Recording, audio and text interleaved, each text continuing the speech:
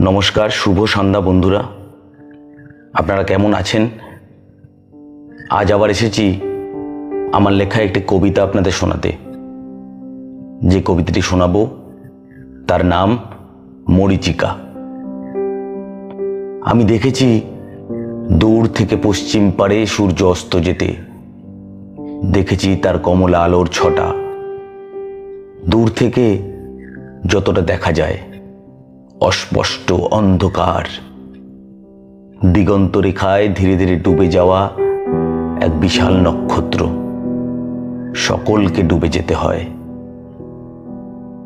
হেঁটেছি মরু সাগরে, তৃষ্ণার্ত গলায়, ধীর পায়ে, ক্লান্তি ভরা শরীরে, কণ্টকাকীর্ণ পথে, তপ্ত বালু পদতলে, ক্যাকটাসের রাজ্যে উঠে রাস্তা নাই।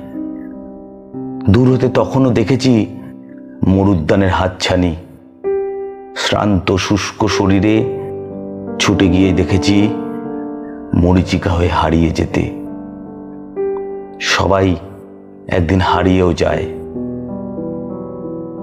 যেদিন দেখেছিলাম দূর থেকে তোমায়, নক্ষত্রের মতো রূপের ছটায় ঝলসেছিল চোখ, মনের গভীরে পড়েছিল আলোর রোশনাই।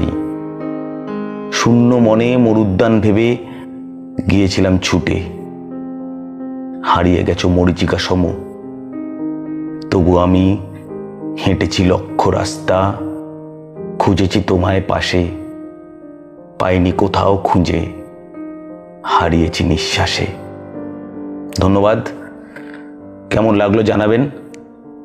ভালো লাগলে বন্ধুদের সাথে শেয়ার করে সঙ্গে থাকবেন। নমস্কার।